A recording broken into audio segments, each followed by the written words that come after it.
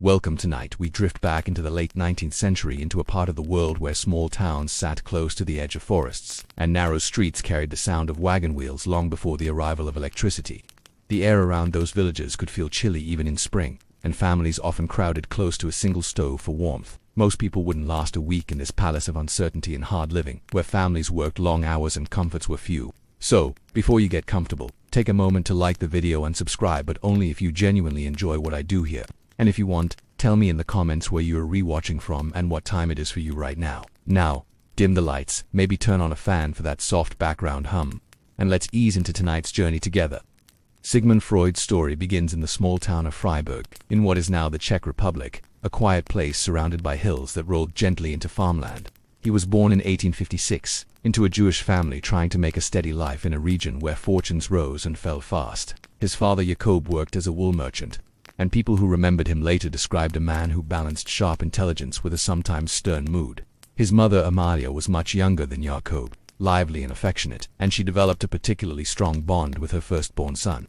Life in that little home carried the usual noises of siblings, chores, and the everyday rhythms of a large family. Freud himself would later mention moments from these early years with surprising clarity, like the simple joy of sitting near his mother while she sang. Even as a child, he showed a near photographic memory and a sharp curiosity, a quirky little-known detail. He once recalled being mesmerized by the glow of an oil lamp and wondering why the flame behaved the way it did. That habit, staring into something and wanting to know not just what it was, but why, would follow him for decades. When he was still young, the family moved to Leipzig, and shortly after to Vienna, a city that carried the kind of energy that could overwhelm newcomers. Vienna was already bustling, filled with coffeehouses, debates, and the mix of cultures brought by the Austrian Empire. Streets echoed with a blend of German, Hungarian, Czech, and Yiddish. For a bright child, the city was both inspiring and intimidating. The Freud family lived modestly. Money was often tight, especially with the political and economic shifts of the time. Historians still argue whether the family's financial instability left a deep imprint on Freud's later interest in the hidden pressures beneath ordinary life, but the environment certainly shaped his resilience. Young Sigmund grew disciplined early, teaching himself to stay focused despite a noisy home filled with younger siblings. In fact, his parents gave him his own small room so he could study without interruption, something he later admitted made him feel unusually privileged. Vienna's school system was strict, with long days and demanding teachers, but Freud excelled quickly. He mastered languages with ease and became fascinated by literature, especially the works of Shakespeare. A well-known historical fact about these years is that he learned Latin and Greek so well that he often finished his assignments much faster than his classmates. But what stood out even more was his drive. His teachers described him as unusually serious for his age, a boy who seemed to look at problems from several angles at once. At the same time, he absorbed the tensions of the era. Anti-Jewish attitudes were common in Vienna, and even children could feel their sting.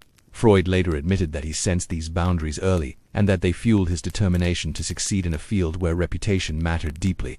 It was a quiet motivation, not something he discussed openly as a young man, but it pushed him toward a life built around knowledge and understanding. His father played a subtle but important role in shaping him. One story Freud often repeated involved a moment from Jakobi's youth. A man once knocked Jakobi's hat into the mud as an insult, and instead of fighting back, Jakobi picked up the hat and walked away. Freud told the tale with mixed emotions, part admiration, part disappointment. He wondered why his father hadn't resisted. That question, lingering through his childhood, may have planted an early seed for his later interest in inner conflict and suppressed emotion. Vienna itself became a kind of silent teacher. Freud spent long hours reading, studying, and watching the world around him. He enjoyed strolls along the Ringstrasse and absorbed the hum of cafes where artists and intellectuals debated politics and philosophy. Even though he was still a teenager, he sensed he was living in a city where ideas were always colliding. A small but charming detail from those years. Young Freud kept a notebook filled with favorite quotes and odd observations. Most entries were serious, but a few were playful, like his attempt to analyze why people laughed at different types of jokes. He didn't know it yet, but this curiosity would later blossom into a full theory of humor and the unconscious mind. By the time he neared the end of his schooling, it was clear he was headed toward a path that demanded rigorous discipline. Teachers recommended he pursue medicine, not because he showed particular interest in the field at first, but because he excelled in subjects that required precision and logic. Freud hesitated only slightly.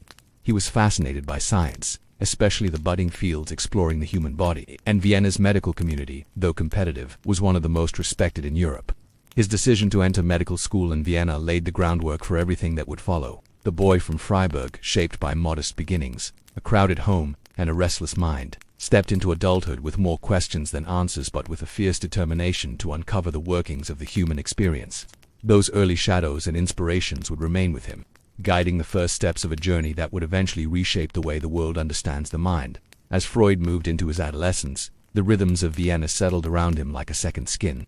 The crowded streets, the stalls filled with newspapers, the clang of electric trams beginning to appear in the city, all of it formed a backdrop for a young scholar who was slowly discovering the scope of his abilities. The academic environment demanded precision, long hours of study, and a kind of mental endurance that many students struggled to maintain. Freud, however, seemed to grow stronger under pressure during these school years. The teachers who guided him often noticed the same trait, a quiet intensity. He wasn't loud or disruptive, nor was he the type to debate constantly in class. Instead, he absorbed information with focus, often approaching subjects with more seriousness than expected from someone his age. A well-known historical fact from this period is that Freud consistently ranked at the top of his class, especially in languages and sciences. Ancient Greek came to him with surprising ease, and he translated complex passages that even older students found challenging. Yet his approach to learning wasn't purely mechanical. He held a deep love for literature, especially the works of Goethe, whom he admired for both poetic skill and intellectual richness. At the same time, Freud was captivated by the plays of Shakespeare and often quoted them to friends. A quirky little-known detail: he once attempted to create a personal ranking of Shakespeare's tragedies, debating with himself whether King Lear or Hamlet held the deeper emotional truth. Nothing about this debate made it into his academic work, but it lingered privately in his notes. Home life continued to be filled with siblings, noise, and the delicate financial balance his parents tried to maintain. His mother, still vibrant and strong-willed, encouraged his studies with pride. His father, older and quieter, shared stories of past hardships, often speaking of the family's earlier life in a different era. These stories carried weight, and although Freud rarely commented on them publicly, they contributed to the sense of responsibility he felt as he moved closer to adulthood. The educational system in Vienna wasn't gentle. The curriculum demanded relentless memorization and careful reasoning. Students were expected to handle long recitations, perform well under strict examination standards, and maintain discipline without complaint. Freud handled this pressure with remarkable calm. Even when he was stressed, he had a habit of taking long walks through Vienna to clear his mind. The city's wide avenues and quieter side streets offered him breathing room, a place where he could gather his thoughts and observe the subtle behaviors of those around him.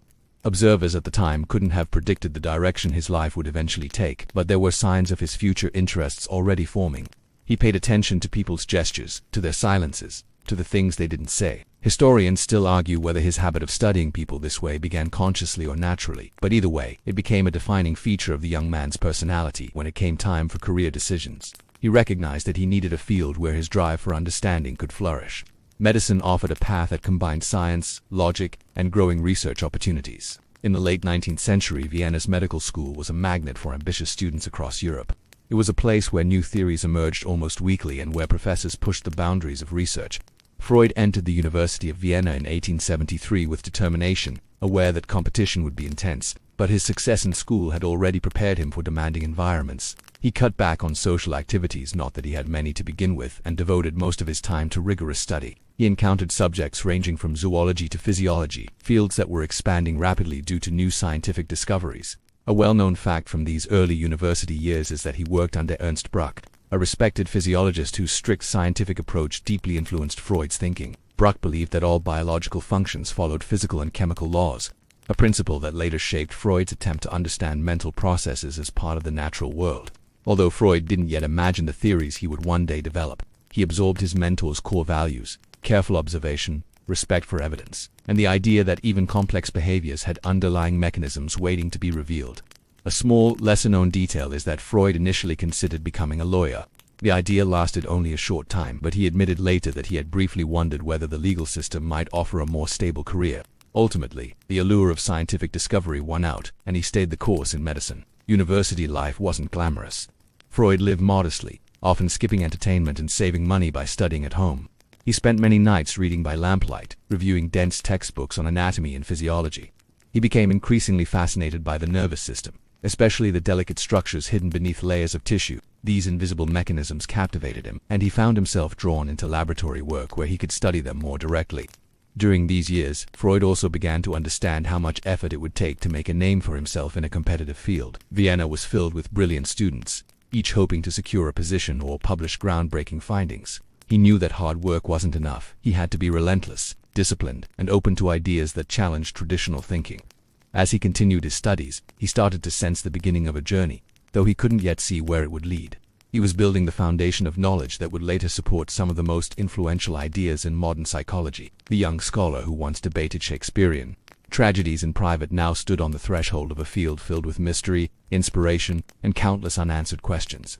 Freud approached these next steps with a calm intensity, the same quality that had carried him through his school years. He was ready to push further into the world of science, unaware that his curiosity would eventually lead him into the hidden corners of the human mind. Freud's early university years unfolded with a sense of steady momentum, and soon he was doing more than simply absorbing information from textbooks. He began working in research laboratories, where the smell of chemicals, the clatter of glass instruments, and the hum of careful experimentation shaped much of his daily life. Vienna's medical school offered an environment where students could dive into hands-on scientific work, and Freud gravitated toward it almost immediately. The young man who once wondered why an oil lamp flickered now found himself studying the delicate structures of living organisms under microscopes.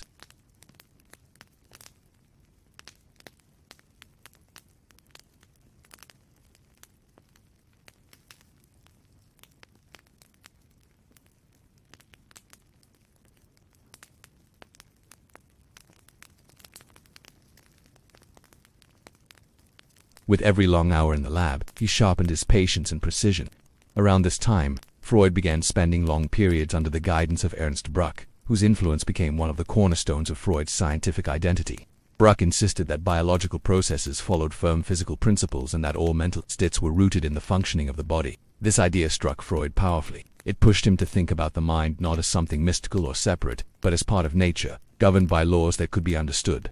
A quirky, lesser-known detail from Freud's laboratory years captures something of his personality. He often worked late into the night, long after other students had left, and developed a habit of humming softly while preparing tissue samples. One colleague later remarked that Freud seemed to enter a different mental space during those hours. Fully absorbed in the quiet repetition of scientific work, he continued to support himself modestly, and although he dreamed of traveling abroad, he knew he needed to earn his degree first. Money was always a concern, and he could not afford distractions. Yet, even with financial pressures, he remained deeply curious about emerging medical theories, especially those related to the brain.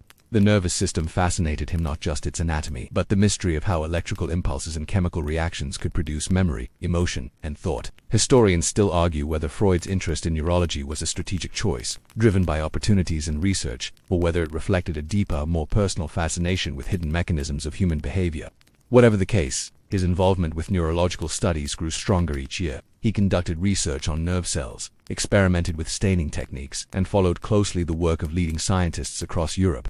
During this period, Freud met Joseph Breuer, a respected physician more experienced than Freud and known for his gentle manner and intellectual depth. Breuer recognized Freud's talent early and offered not only guidance but a friendship that would influence Freud's future in unexpected ways. Although their major collaborative work would come later, this early connection planted the first seeds of curiosity about the treatment of patients with nervous conditions. The balance between laboratory research and medical studies meant Freud had little free time. Still, he found small joys in the routines of academic life. He enjoyed the familiarity of the same cafe tables where medical students often gathered. Though he wasn't particularly social, he liked the feeling of walking home late at night, when the streets grew quiet and the gas lamps gave the city a hazy glow.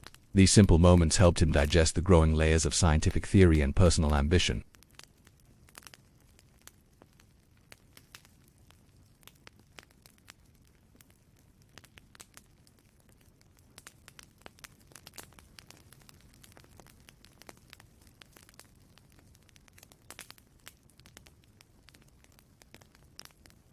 The path forward seemed both open and unclear. His first medical positions involved working at Vienna General Hospital, where he rotated through various departments. He spent time in internal medicine, then moved into psychiatry and neurology. He treated patients suffering from a wide range of conditions, from physical illnesses to mental disturbances. These experiences allowed him to observe human suffering in all its forms, and he began to question where the boundaries truly lay between physical and emotional symptoms. One particularly formative experience came when he worked in the hospital's psychiatric department, where he encountered patients whose behaviors puzzled even seasoned doctors. Some patients displayed physical symptoms without identifiable physical causes. Others described dreams or fears that seemed to defy logical explanation. Freud found these cases unsettling and strangely compelling. They hinted at layers of human experience that medical science had not yet begun to map.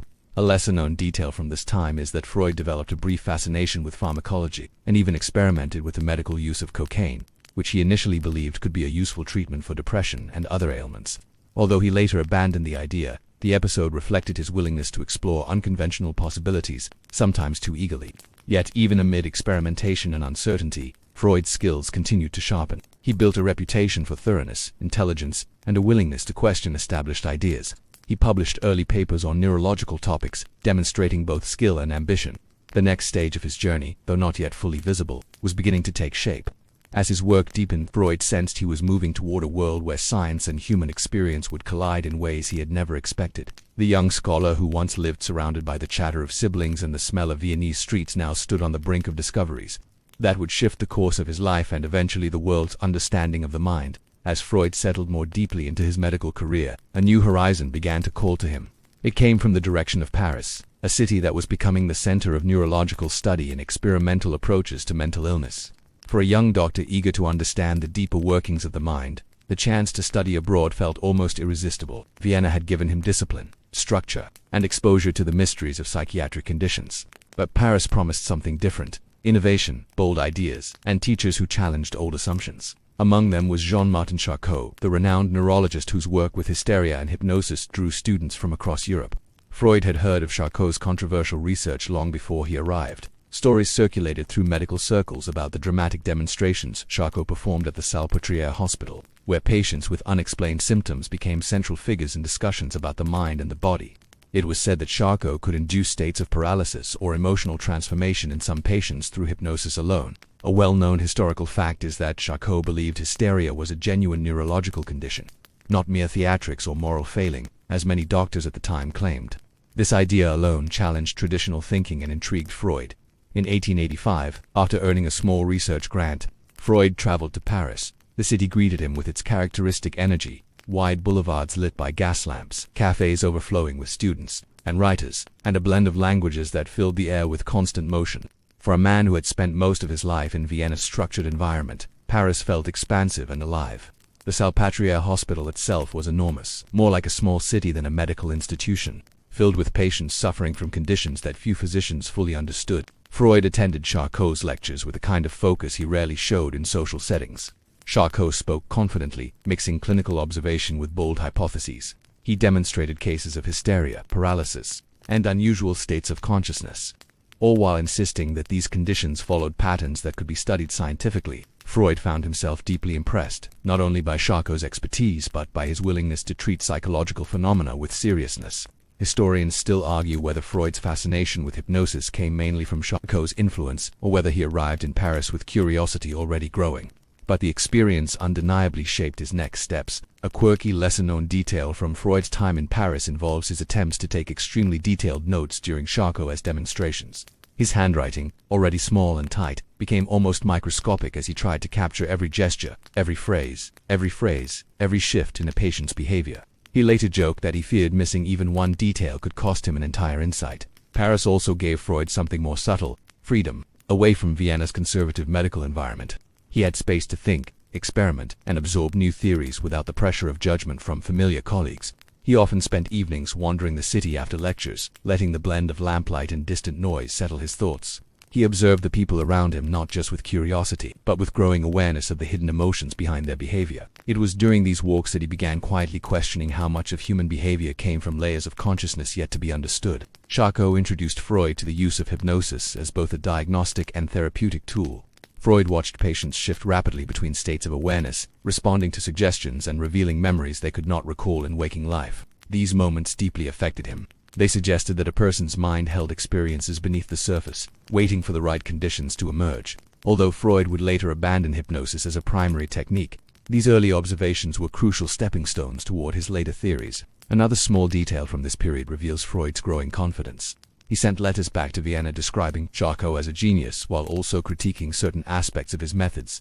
Freud admired the boldness of Charcot's ideas but already sensed that the field needed a deeper, more systematic understanding of the mind.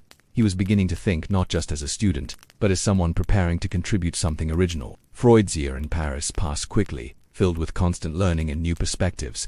By the time he prepared to return to Vienna, he carried with him not only a notebook filled with observations, but a conviction that psychological symptoms had roots deeper than simple physical causes. He had seen patients whose paralysis defied neurological explanation, and others whose emotional outbursts emerged suddenly under hypnosis. These experiences planted a lasting seed. The mind contained hidden forces that traditional medicine could not yet explain. Leaving Paris was bittersweet. Freud had grown attached to the intellectual excitement of Charcot's world, and returning to Vienna meant stepping back into a more cautious and skeptical environment. But he also felt ready. The theories and techniques he had witnessed were too important to leave behind. He wanted to bring them into his own medical practice, even if it meant facing criticism from colleagues who preferred more conventional approaches. Back in Vienna, Freud resumed clinical work with renewed purpose. He introduced hypnosis into his practice and began exploring the psychological roots of nervous disorders. Some patients responded well, others resisted, but Freud sensed that he was onto something, even if the method needed refining. He also reconnected with Joseph Breuer, who had been quietly treating patients with talking-based techniques that Freud found increasingly intriguing.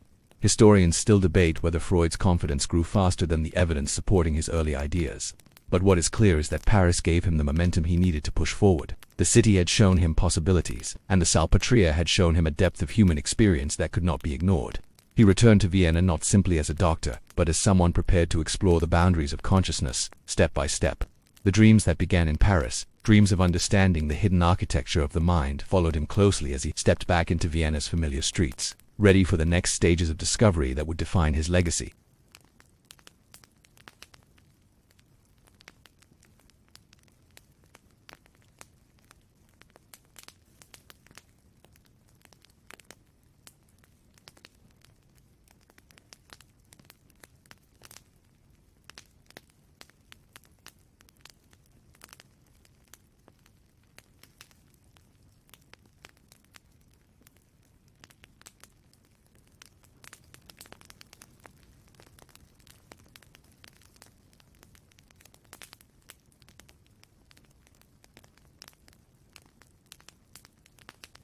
Hospital life was structured and hierarchical, and while he appreciated the order, he needed the freedom to experiment with methods he had observed in Paris in 1886. He opened his own medical office, offering treatment for nervous disorders.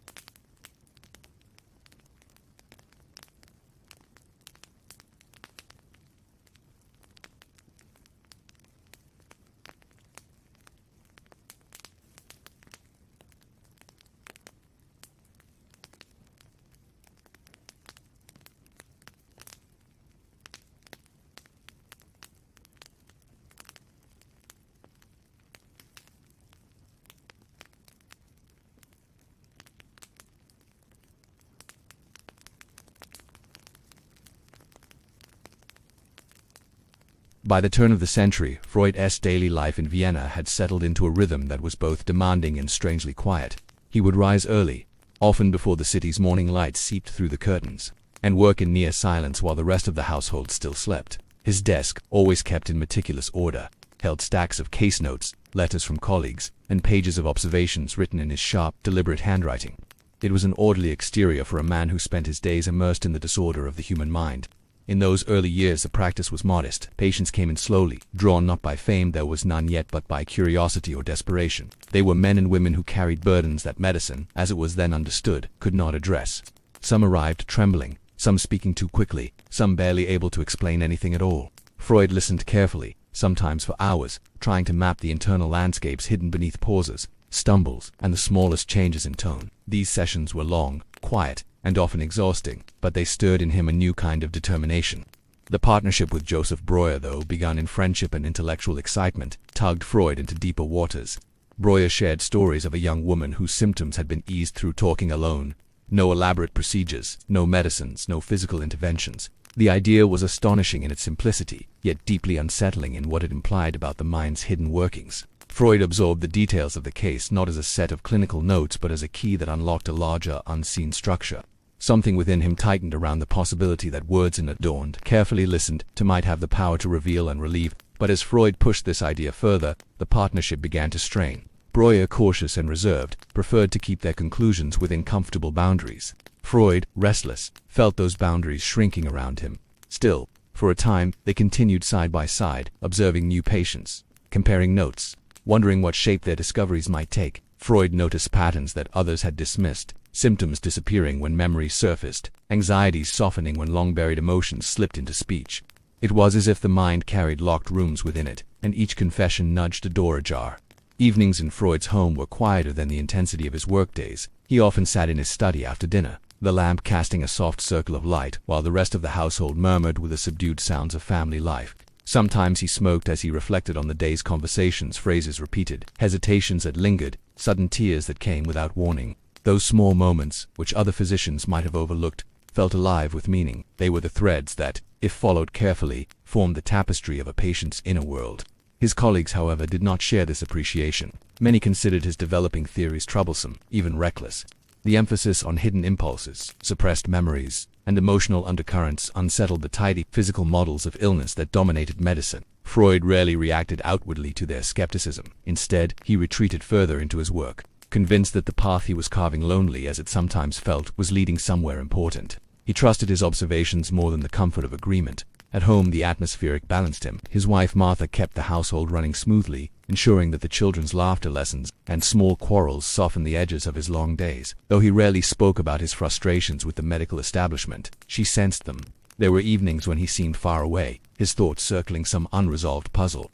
Yet even then, the steady presence of family life grounded him in a way his work never quite could. By now, Freud's private reflections had begun to take a clearer, more decisive form. The notes he kept grew longer, more intricate. Concepts that had once been scattered moments of insight from individual patients slowly knitted themselves into a larger structure. He observed how dreams whispered truths in disguised images, how slips of the tongue pointed to deeper currents, how symptoms carried stories that had never been spoken aloud. Each observation strengthened his belief that the mind was layered, and that those layers could be reached not through force, but through careful listening. There were nights when Freud paced his study, restless with ideas that would not leave him alone. He considered the possibility that the mind contained its own logic fluid, sometimes contradictory, yet precise in its own strange way. He wondered whether the unconscious, a realm he had only begun to outline, might govern more of human behavior than anyone had dared imagine. These thoughts did not yet have the full form they would later take, but their outlines glowed faintly in the background of his long hours of writing. And slowly, patient after patient, note after note, conversation after conversation, the beginnings of a new method emerged.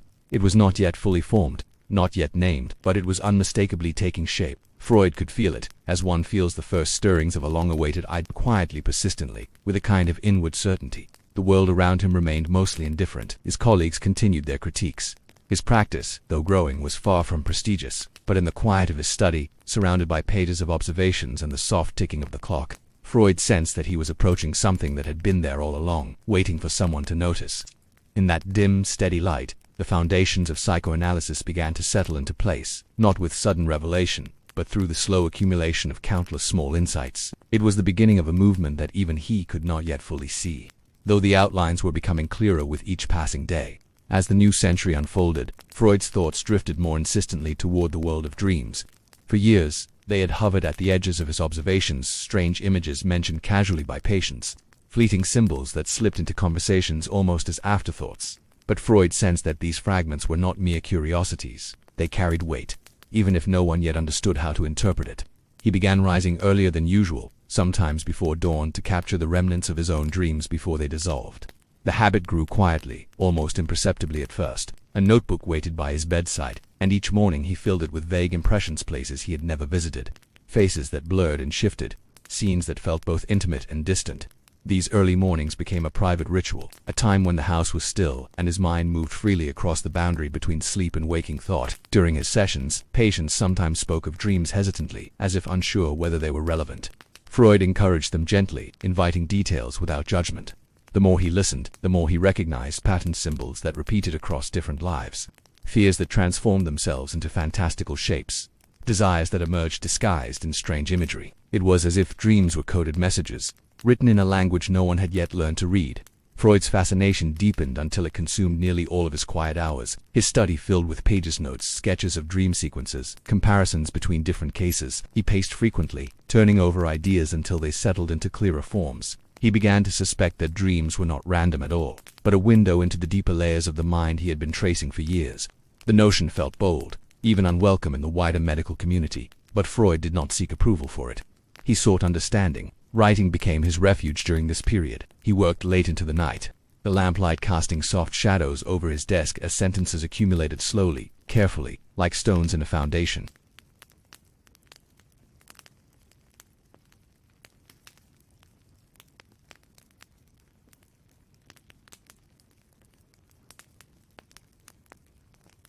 Freud understood the risks. A work that ventured so far beyond accepted boundaries could easily be dismissed or misunderstood. But he also felt that the book was necessary. Without it, the inner logic he saw emerging in dream life would remain trapped in scattered notes and half-formed thoughts. So he continued, shaping chapters with deliberate patience, returning again and again to refine the ideas that still felt fragile at home. Life hummed around him. His children grew older, their routines shifting with each passing year. Martha watched him with a quiet concern, noticing how deeply he buried himself in the work.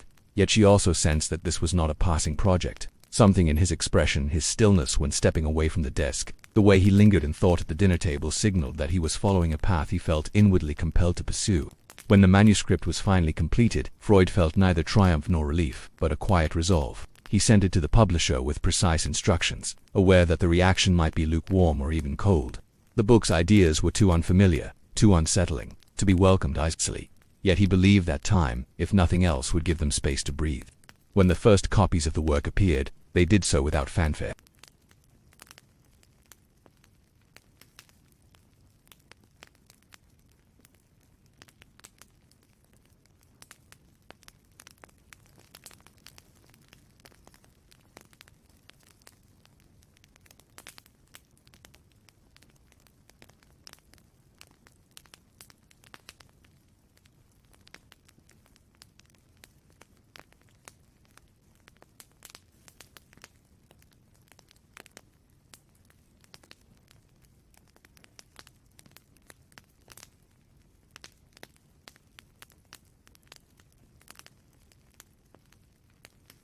The letters were few, but they hinted at a shift so subtle it was barely perceptible.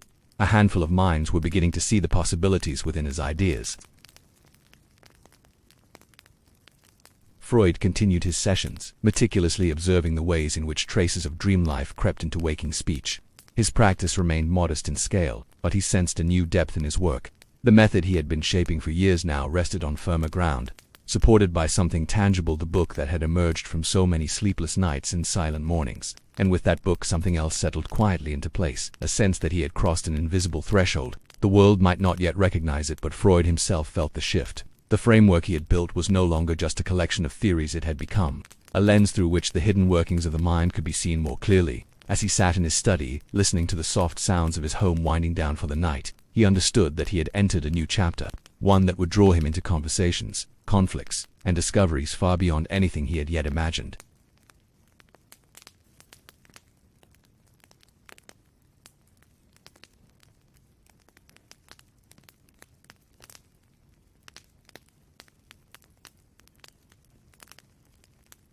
They met in his apartment on Wednesday evenings, settling into the warm book-filled room where cigars burned softly and discussions drifted late into the night.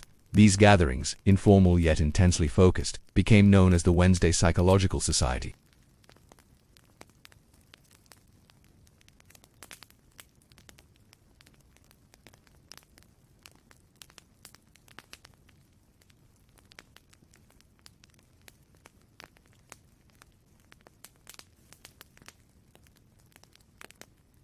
Disagreeing with Freud was not forbidden, but it required courage.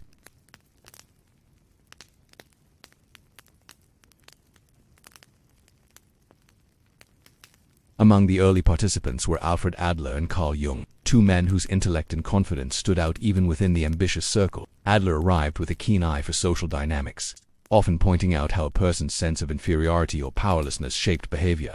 Freud saw value in these insights, even as he sensed they did not fully align with his own framework. Historians still argue whether Adler's early cooperation masked deeper tensions, or whether the divide grew naturally as both men matured in their thinking. Jung, by contrast, fascinated Freud almost immediately. Younger, energetic, and from outside the Jewish intellectual circles of Vienna, Jung seemed to offer the possibility of broader acceptance for psychoanalysis.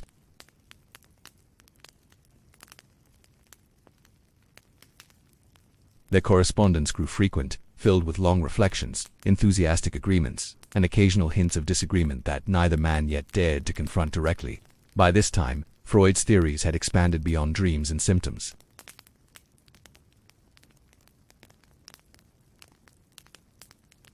These ideas attracted praise from some members of the Wednesday group, but others found them too bold. A few quietly drifted away, overwhelmed by the intensity of discussion or uncertain whether the developing movement matched their own goals. He began challenging key parts of Freud's theory, arguing that human motivation was shaped more by social struggles and personal striving than by buried instincts. Freud listened, but felt that Adler had drifted too far from the core insights of psychoanalysis. When Adler formally split from the group, taking several followers with him, the wound was sharp but not entirely unexpected. Freud accepted the separation with calm resignation, though he knew it marked the beginning of a pattern that would repeat. The discussions with Jung grew more strained as well.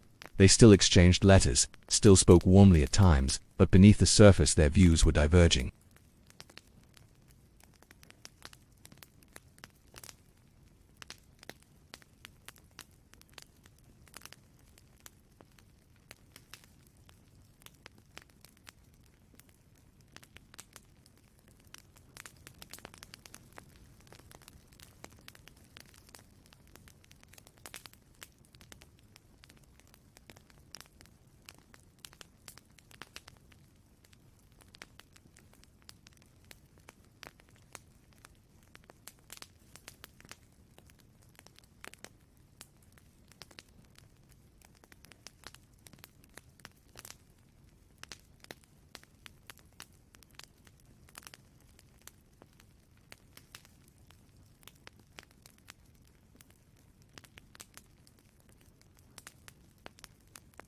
Sometimes he returned from meetings silent, lost in thought, replaying conversations line by line.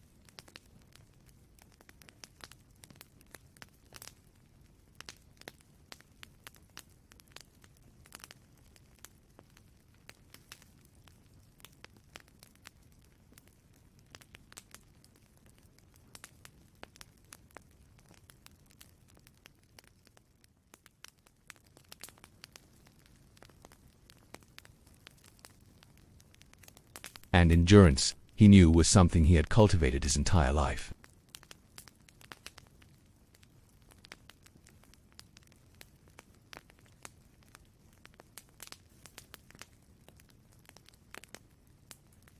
By the time he entered his 60s and 70s, psychoanalysis had become an international movement, attracting students from across continents. Visitors knocked at his door in Vienna, sometimes nervous, sometimes eager, bringing their questions and their hopes of learning directly from him. Yet alongside this steady stream of intellectual activity, another reality was tightening its grip: his health. For years, Freud had lived with an affection for cigars, often going through more than one a day. Eventually, the habit caught up with him. Doctors examined it, and the diagnosis came with a quiet gravity: cancer. It was a word that carried a finality Freud accepted more calmly than most. Instead of withdrawing, he continued to write, teach, and meet with students. Treatment in those days was difficult, involving surgeries and painful procedures.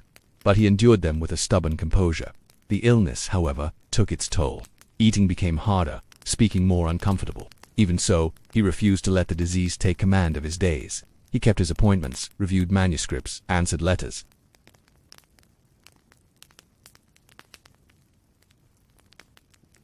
Though he could not have known then how much those words would one day reflect his own reality.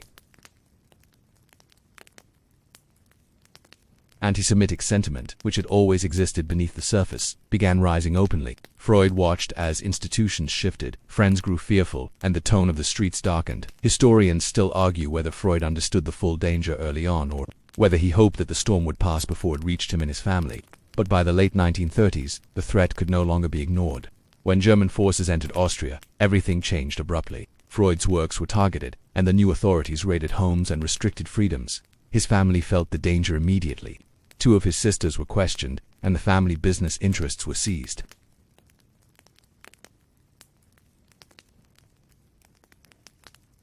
Still, with pressure mounting and his health declining, he agreed. Arrangements were made with the help of supporters abroad, including a British diplomat and several psychoanalytic colleagues who worked tirelessly to secure his exit. Leaving Vienna was painful. Freud stood at the window on his last morning there, taking in the familiar colors of the street below.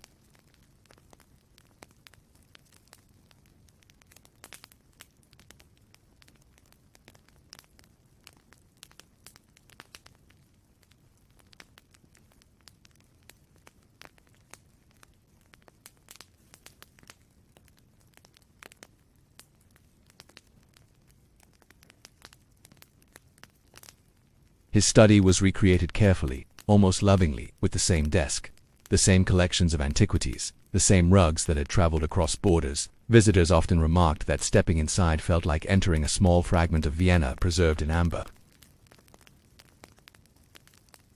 He was older now, and the illness made every task more demanding, but he continued to write. One of his final works explored broad questions about the roots of civilization, aggression, and human nature. The themes were weighty, shaped by the turbulent times he had lived through.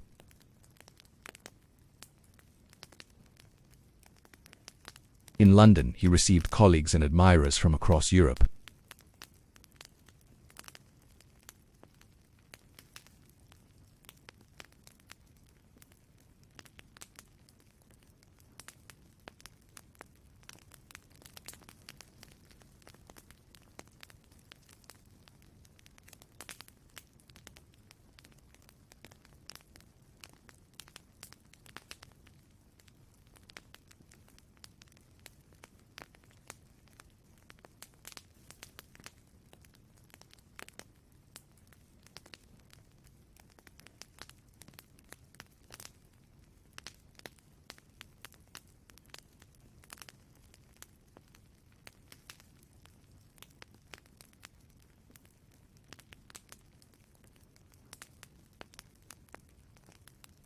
Now, he asked for peace. His doctor, who knew him well, honored the request. Freud passed away in 1939, leaving behind a world trembling on the edge of war.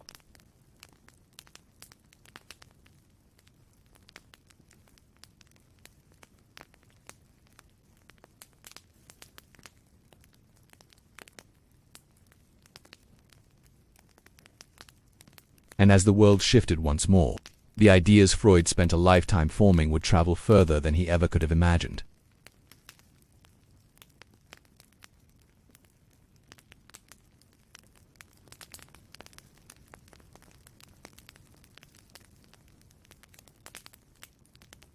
He continued to receive letters and visitors, many seeking clarification, inspiration, or simply the chance to witness the man whose theories had already begun reshaping human understanding.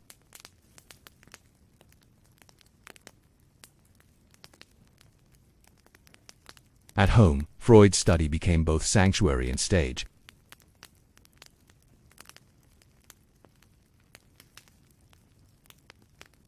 Small statues, photographs, and books were placed deliberately around him, forming a quiet constellation of memory and comfort. Even in the face of advancing illness, he maintained routines, greeting mornings with measured attention to detail, reviewing notes, and working whenever he could. The house itself seemed to hum with a subdued energy, a reflection of decades of intellectual rigor and patient observation. During these years, Freud also devoted time to reflecting on the trajectory of psychoanalysis. He thought about the disciples who had followed him, the students who had departed to pursue their own interpretations, and the broader impact of his work.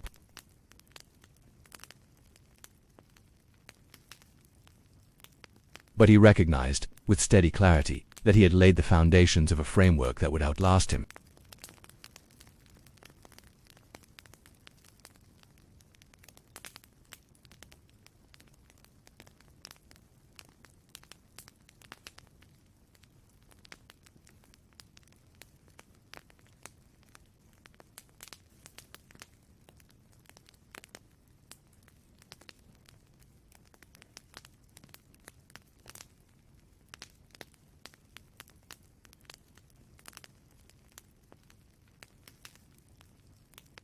The threat of war and the upheaval of societies were constant reminders of human fragility.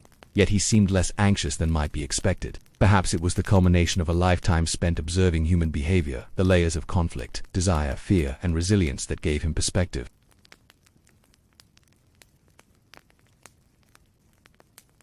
Despite physical pain, Freud's writing persisted. He completed final revisions on essays that explored human aggression, civilization, and instinctual life.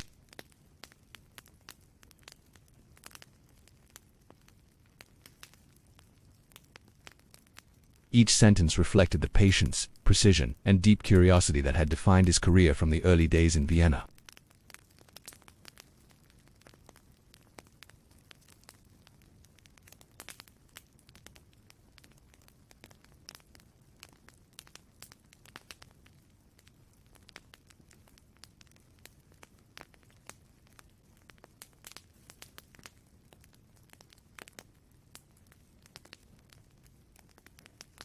Finally, in September 1939, Freud passed away peacefully at the age of 83. His death marked the end of a long, rich life, yet it was far from the end of his influence. Students, colleagues, and critics carried his ideas into new contexts, expanding and sometimes challenging the theories he had nurtured for decades. Freud's legacy rests not only in his writings and teachings but in the quiet persistence of observation, thought, and curiosity. From the small rooms of Vienna to the uncertain streets of London, he had devoted himself to understanding the hidden layers of human experience. His life demonstrated the patience, rigor, and insight required to explore what lies beneath consciousness, a journey that continues to inspire inquiry and reflection to this day, even as the world moved forward into new conflicts, technologies, and ideas. The work of Freud remained a testament to the mind's complexity, the power of careful listening, and the courage to pursue unconventional questions. He left behind a map of the psyche that future generations would explore, expand,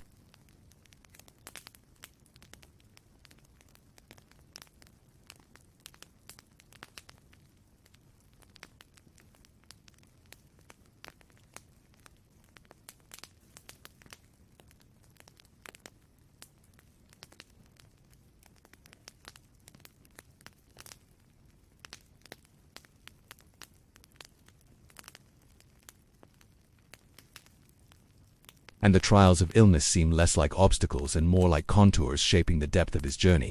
In imagining Freud at his desk, surrounded by manuscripts, artifacts, and the faint scent of cigars, one can almost hear the quiet rhythm of his thoughts, the hum of the city outside, the turning of pages, the soft scratching of pen on paper. These details speak to a life lived in close observation, a life dedicated to understanding the subtle, hidden movements within the human mind.